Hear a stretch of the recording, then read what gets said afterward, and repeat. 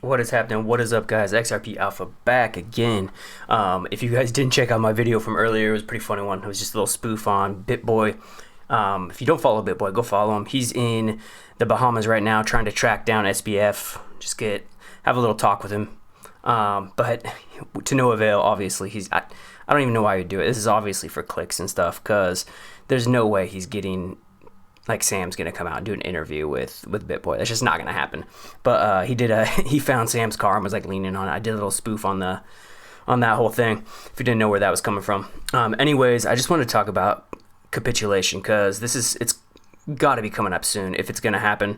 If you go back in history, before you have these big breakups, you get the Bollinger Band squeezing tight, you have these candles here, and you have this capitulation down, and it comes back up. You can see it right there. And then those tend to happen at these moments. Capitulation. This is what you call capitulation. When you have a big drawdown and the market pushes it right back up, and that normally starts like a trend reversal. You can have it to the other side too. But if you go back in history, you can see them all over the place. Back in here. Big capitulation down. Start our uptrend. And that's exactly, when I say that, that's exactly what we're looking for, is one of those big capitulative candles down. Obviously, you have those candles all over the place, but that's in the middle of these Bollinger Bands, in the middle of a cycle. When towards the end or a market reversal is where you want to look for those to get in. Obviously, getting into them here it can go either way, because it's in the middle of a market. But that's what I'm looking for. I'm still calling for that 13,754 mark. I think we get a wick down, and then we might turn around from there, get a nice pop out above this 200 week moving average. That would be super nice to see if we can bust up past that. And then we're looking for that move from the highs. Well, let's see if I can get this here. I'll get close. If we can get down to that point, we'd be looking for a roughly $47,000 Bitcoin in a move back up into the fib levels where they would be from there. Some people will be saying we want to go further if we break that. I know Blockchain Backer is a big proponent. If we break that range, we're going to go a lot lower. I just don't see it happening, guys. This market is evolving too much. I think we get a wick down to this zone that I've called out quite a few times, and that will be the end of it.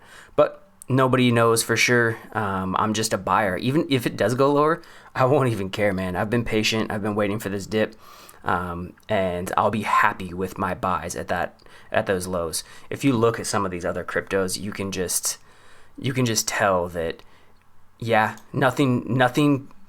something can always go lower. It can go to zero. I've seen it many times. But these projects that I've put so many hours into researching, buying at the levels that they had back in 2018, some of them 2017, I'm a buyer for sure.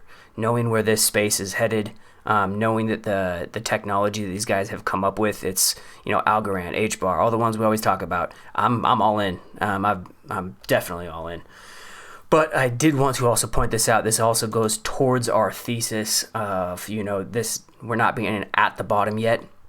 And it actually makes me feel a little worried that we could go lower. Because when you see this stuff, so the Glassnode talks about like Bitcoin shrimps, Bitcoin crabs, different levels for how many Bitcoin people hold. Shrimps is like the lowest, it's less than a Bitcoin. Crabs would be 1 to 10. And then obviously we know Bitcoin whales, just a lot. So shrimps have added 96.2k BTC to their holdings since FTX collapsed. So since we had that capitulative move, people are getting excited. They think they're buying the bottom, right? We can all attest. I've had those feelings. I want to start buying. You want to start good dollar cost averaging. Well, when you see this, crabs up to 10 BTC have also seen an aggressive balance increase. So crabs 1 to 10. This is us. This is retail. Crabs and shrimp are retail, and they're buying. We've been buying like crazy since the FTX collapse, trying to buy that bottom. When you see this, their primary cohort, which has been lighting their Bitcoin holdings on fire, are whales. So they are releasing their Bitcoin. When you see whales releasing their Bitcoin and retail buying, that is not a good sign. And not a good sign in the sense that, I mean, to be 100% honest, that kind of puts a wrench in my plans. We could definitely go down lower. I still have my buy order set for the altcoins where I told you I have them. I might make moves if we go through those lines like friggin' hot knife through butter, but at those levels, for now, I'm an absolute buyer, and I'm not moving those. But with that information coming out from Glassnode, that is not a good sign. And who knows, maybe it is just a big wick down, and these whales will buy that wick down and get a better return or a better price level. And who knows, maybe it's manipulation too. They can make that dip happen themselves. They are the whales, and just look out. Be very, very careful. No pun intended, or pun intended actually. Anyways, guys, I just wanted to go over some of that stuff. It is definitely a choppy market out there. Hold on to your hats, because you never know when it will come. But we are erring on the side of caution. Have those buy orders set if you don't have them set, guys. Anyways, don't forget to like, subscribe, and peace out.